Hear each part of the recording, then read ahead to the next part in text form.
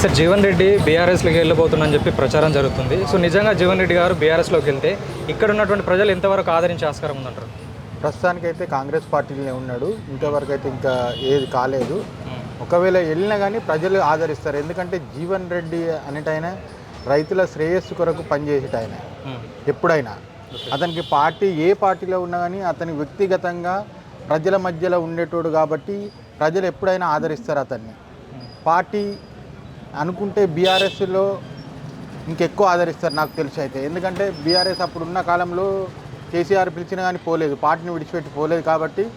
ఎందుకంటే ఇప్పుడు కాంగ్రెస్ పార్టీ కొన్ని ఒడదొడుకులను, ఎందుకంటే కొన్ని అంతర్గత వ్యవహారాల్లో సంజయ్ కుమార్ వివరిస్తున్నారు కాబట్టి కొంచెం ఇబ్బంది, కార్యకర్తలకు ఏం మేలు జరుగుతలేదని ఆలోచించే వ్యక్తి జీవన్ రెడ్డి గారు. ఎందుకంటే 40 సంవత్సరాల నుంచి నా ఎంబటిన కార్యకర్తలకు మేలు జరుగుతలేదు, ఇవల్ల నిన్న వచ్చిన వాళ్ళకే పదవులు ఇస్తారు అనేది కొంతవరకు అతను డిసప్పాయింట్ అయిండు. అంతే తప్ప నిర్ణయం తీసుకుంటే ఏ పార్టీకి అయినా కానీ జీవన్ రెడ్డిని గుండెల్లో పెట్టుకొని చూసుకుంటారు చాలా వరకు. సో సంజయ్ కుమార్ గారి పాలనకు జీవన్ రెడ్డి గారి పరిపాలనకు ఎట్లుందంటారు తేడా? అంటే వాళ్ళ వ్యవహార శైలి కావచ్చు.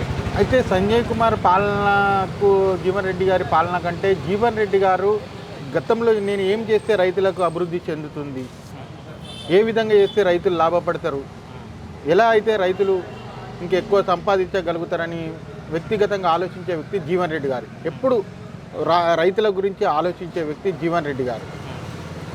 సంజయ్ కుమార్ గారు ఇప్పటి మందం ఆలోచించే వ్యక్తి, ఇవల్ల ఆలోచించి. కానీ ఫ్యూచర్లో రైతులకు ఏం కావాలి, ఎవరికి మేలు జరుగుతుంది, ఇటు సిటీకి కానీ. ఇప్పుడు మా దృష్టిలో అయితే జీవన్ రెడ్డి గారు పాపం కాంగ్రెస్ పార్టీ నుండి చాలా సంవత్సరాల నుంచి ఉన్నారు. పార్టీ ఆయనకు తగిన గౌరవం దక్కుతుందా లేదా అనేది జనాలకు తెలుసు, నాయకులకు కూడా తెలుసు. సో ఈ పరిణామాల వల్ల జీవన్ రెడ్డి గారు పార్టీ మారితేనే బాగుంటుంది, తనకున్న విలువ కాపాడుకున్నట్టు అవుతుంది అని మా ఉద్దేశం. ఒకవేళ పార్టీ చేంజ్ అయితే ఉంటే ఎలాంటి పార్టీకి పోతే బెటర్? అంటే నాకు తెలిసి ఫ్యూచర్ ఉన్నదైతే ఇప్పుడు రాబోయే రోజుల్లో ఫ్యూచర్ ఉన్నది బీఆర్ఎస్ పార్టీ అనిపిస్తున్నది. బీఆర్ఎస్ పార్టీకి పోతేనే తనకు తగిన విలువలు, ఏదైనా తన స్థాయికి తగ్గ పదవి ఉంటుందని అనుకుంటున్నాను. సో జీవన్ రెడ్డి గారితో కలిసి నడిచిన 100 కొలది కార్యకర్తలు ఉన్నారు, ప్రజలు ఉన్నారు. సో ఇప్పుడు నిజంగా అతను బీఆర్ఎస్లోకి వెళ్తే ప్రజలందరూ అతని వెంట నడిచే ఆస్కారం ఉందంటారా? తప్పకుండా ఉన్నది అన్న, 100% ఉన్నది. ఎందుకంటే ఇప్పుడు జీవన్ రెడ్డి గారు అంటే మాకు తెలిసి మా ఎమ్మెల్యేనే ఆయన. నేను చిన్నప్పటి నుండి అంటే తన గురించి తెలిసి పార్టీల పరంగానైతే ఆయన వ్యక్తులను రిసీవ్ చేసుకోడు, అందరినీ కామన్గా ఏ పార్టీకి పోయిన వాళ్ళకైనా పనిచేస్తాడు.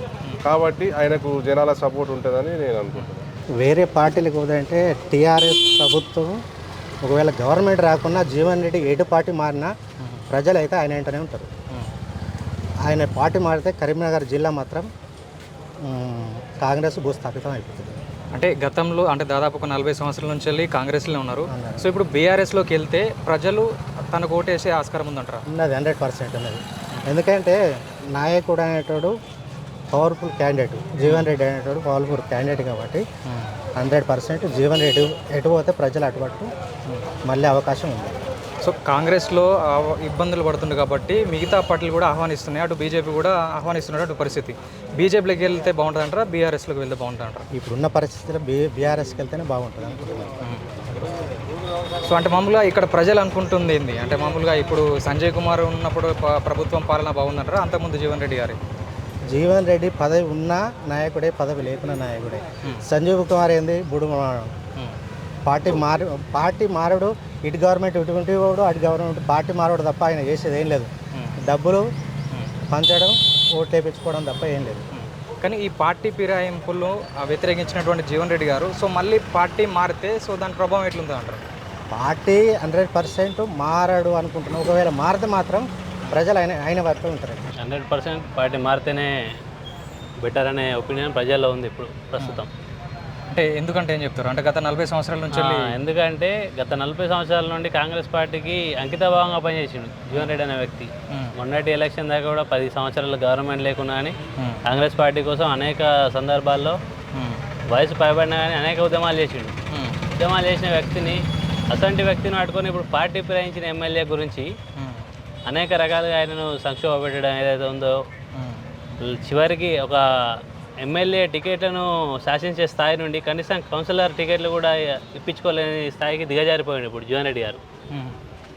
అంత అవమానాలు చేస్తున్న పార్టీని 100% విడిచిపెట్టి కొత్త పార్టీలోకి చేరితేనే జీవన్ రెడ్డి గారికి బాగుంటుంది. జగిత్యాల జిల్లా ప్రజలు కూడా అతను పడుతున్న సంక్షోభం ఏదైతే ఉందో జీవన్ రెడ్డి గారు 100% పార్టీ మారాలనే కోరుకుంటారు. ఇప్పుడు 20 తారీఖున రోజు బీఆర్ఎస్లోకి వెళ్ళబోతున్నారని వార్తలు వస్తున్నాయి కదా, అది ఎంతవరకు వాస్తవం అంటారు? జీవన్ రెడ్డి గారు పార్టీ మారుతుర్రు అనేది ఊహాగానాలు ఉన్నాయి. ఇక మారతాడా మారదా అనేది అతని జీవన్ రెడ్డి గారికి తెలిసి ఉండాలి. 100% బీఆర్ఎస్లోకి పోవాలి, పోతేనే అతనికి బెటరు, ఇక్కడ ఉన్న ప్రజలకు కూడా మంచి. సంజయ్ కుమార్ గారి పరిపాలన కావచ్చు, ఆయన చేస్తున్నటువంటి పనులు అంటే ఇక్కడ ఎట్లున్నాయి? సంజయ్ కుమార్ గారు చేసే అభివృద్ధి ఏదో ఇప్పుడు ఈ పార్టీ ఫిరాయింపుల విషయంలో ఆయనకున్న క్లీన్ ఇమేజ్ మొత్తం డ్యామేజ్ అయింది. కానీ నేను ప్రజల కోసమే ప్రస్తుతం ఉన్న ప్రభుత్వంతో కలిసి పనిచేస్తున్నా, ఫండ్స్ తీసుకురావడానికి ట్రై చేస్తున్నా అని చెప్తున్నాడు. ఇంతకుముందు ఉన్న గవర్నమెంట్ అప్పుడు ఆయన చేసిన పనులకు ఇప్పుడు ప్రజెంట్ 2.5 సంవత్సరాల ఈ పట్టణాన్ని ఎంత అభివృద్ధి చేసిన అనేది చూపించాలి. ఆయనే అభివృద్ధి కోసం పార్టీ మారిండు తప్ప ప్రజల కోసం మారిండు అనేది ఎక్కడ లేదు ముచ్చట. అంటే అభివృద్ధి జరగలేదంటారా? ఈ కాంగ్రెస్ ప్రభుత్వం వచ్చిన నుండి ఏం జరగాలి? అంతకుముందు బీఆర్ఎస్లో ఉన్నప్పుడే మన డబుల్ బెడ్రూమ్లు ఇప్పించిండు, రోడ్లు వేయించిండు, అన్ని పల్లెలలో సీసీ రోడ్లు వేయించిండు అని ఈ 2.5 సంవత్సరాల నుండి ఆయన ఎక్కడ కూడా అభివృద్ధి చేయాలి. పార్టీ మారితేనే బెటర్ అన్న. అంటే గత 40 సంవత్సరాల నుంచి ఇదే పార్టీలో ఉన్నారు కదా, సో ఇప్పుడు ప్రజలు యాక్సెప్ట్ చేస్తారా వెళ్తే? గత 40 సంవత్సరాల నుంచి ఇదే పార్టీలో ఉన్నాడు, ప్రజలు యాక్సెప్ట్ చేస్తారా చేయరా అనేది వేరు. ఆయన వ్యక్తిగత కారణాల వల్ల 40 సంవత్సరాల నుంచి నువ్వు ఒక దగ్గర ఉండి ఇప్పుడు నీకు గౌరవం దక్కకపోతే నువ్వు ఉంటావా, అది ఆయన ఉద్దేశం. అట్లా అయితే ఇంతకుముందు పార్టీని చూసి ప్రజలు ఓటేసారంటారా, పర్సనల్గా వ్యక్తిని చూసి ప్రజలు ఓటేసారన్న? 60% అయితే వ్యక్తిని చూసి ప్రజలు ఓటేసారు. ఇక్కడ ఇప్పుడు డబ్బుని చూసి ఓటేస్తారు. డబ్బు ప్రభావం వల్ల మా సార్ పోయినసారి ఓడిపోవడం జరిగింది. అట్లా అంటే జీవన్ రెడ్డి ఆ స్థాయిలో డబ్బులు ఖర్చు పెడతలేరు అంటారా, లేకపోతే ఏమన్నారు? వాస్తవంగా జీవన్ రెడ్డి ఆ స్థాయిలో ఖర్చు పెడతలేడా అంటే జీవన్ రెడ్డి గారు పని చేసిండు. ఎలక్షన్ అంటేనే డబ్బు ఇవ్వాలి. రేపు డబ్బు పెట్టలేదని కాదు, ఎవరైనా పెడతారు డబ్బు, వాళ్ళ స్థాయికి తగ్గట్టు పెడతారు. సో ఆయన దగ్గర కోట్ల రూపాయలు కాబట్టి ఆయన పెట్టిండు. ఇలా డబ్బుకు లొంగింది, జనం కూడా లొంగిరు, ఓటేసారు. అభివృద్ధి ఏందో వాళ్ళు చూస్తారు. అభివృద్ధి కోసం పార్టీ మారిన అన్నాడు. బీఆర్ఎస్ మీద నమ్మకం పెట్టుకొని ఆయన గెలిపించారు. అంతకుముందు 10 సంవత్సరాలు పింఛన్లు ఇచ్చిండని, రైతు బంధు, రైతు భరోసా ఇవన్నీ ఇచ్చిండని ఆయన గెలిపించారు. ప్రజల నమ్మకాన్ని ఒమ్ము చేసే దిశగా ఆయన ఇవాళ అభివృద్ధి చేస్తానని నెపంతో కాంగ్రెస్కు పోయి రేవంత్ రెడ్డితో కలిసి పనిచేస్తున్నా అని చెప్పని అది ఎంతవరకు కరెక్ట్ ఒకవేళ జనాలు చూస్తున్నారు. అది కూడా ఒకవేళ జీవన్ రెడ్డి గారు పార్టీ మారితే ఏ పార్టీలోకి వెళ్ళే ఆస్కారం ఉందంటారు? ఆబ్వియస్గా జీవన్ రెడ్డి గారు ఏ పార్టీలోకి వెళ్తారు అనేది అతని ఉద్దేశం. 25 నాడు ఆయన ఉద్దేశం చెప్తా అన్నాడు. 25 తర్వాత అతని ఉద్దేశం ఏంది అనేది. అంటే గతంలో బీఆర్ఎస్ను విమర్శించినటువంటి జీవన్ రెడ్డి గారు ఒకవేళ అదే పార్టీలోకి వెళ్తే బీఆర్ఎస్ను అతను గతంలో విమర్శించలేదు. ప్రజలకు ఎక్కడెక్కడైతే సమస్యలు ఉత్పన్నమైనాయో ఆ సమస్యలు లేవనెత్తి చూపెట్టిండు. ఇప్పుడు ఇక్కడ ఎమ్మెల్యేగా అప్పుడు ఒక 5 సంవత్సరాల కాలం చేసిన సంజయ్ కుమార్ కూడా ఎక్కడ సమస్యలు ఉత్పన్నమవుతున్నాయో ఆయన దృష్టికి రాకపోతే ఈయన తీసుకుపోయి ఇట్లా ప్రెస్ మీట్లు పెట్టి చూపెట్టిండు. ఆయన 2014లో ఎమ్మెల్యే గెలిచినప్పుడు ఉమ్మడి జిల్లాలో ఒకటే ఎమ్మెల్యే, ఎవరు? జీవన్ రెడ్డి గారు. 70 కోట్ల ఫండ్ శాంక్షన్ చేసినట్టు ఒకటే మాట మీద కేసీఆర్ దగ్గర నుంచి 70 కోట్ల బోర్రపల్లి బ్రిడ్జికి 70 కోట్ల ఫండ్ శాంక్షన్ చేసి అభివృద్ధి చేయాలంటే మనం మన పార్టీలో ఉండి కూడా చేసుకోవచ్చు.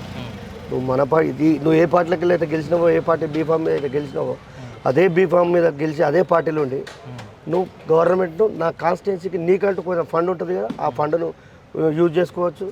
అవసరమైతే అదనంగా నువ్వు పెట్టుకోవచ్చు. మాట్లాడాలి, సీఎం దగ్గరికి పోయి అప్లికేషన్లు ఇవ్వాలి. నా కాన్స్టిట్యున్సీలో ఇన్ని సమస్యలు ఉన్నాయని అసెంబ్లీలో లేవనెత్తాలా, కొట్లాడాలి.